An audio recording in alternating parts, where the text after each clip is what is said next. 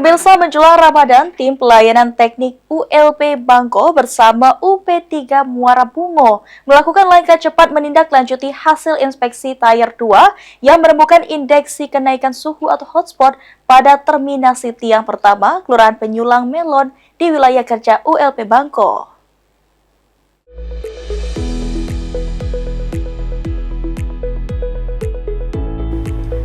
Temuan tersebut menunjukkan adanya peningkatan suhu tidak normal pada salah satu titik sambung jaringan pada teknis. Kondisi ini dapat terjadi akibat sambungan yang kurang optimal, penurunan kualitas material, atau faktor lain yang meningkatkan tahanan kontak sehingga memicu panas berlebih. Jika tidak segera ditangani, kondisi tersebut berpotensi menimbulkan gangguan.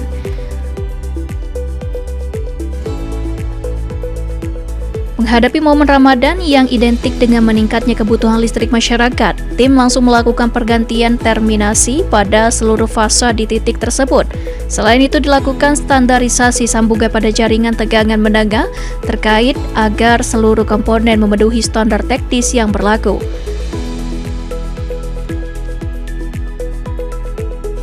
Manajer PT PLN Persero UP3 Muara Bungo menyampaikan bahwa pemeriksaan dan perbaikan ini merupakan bagian dari upaya menjaga keandalan pasokan listrik, khususnya menjelang Ramadan.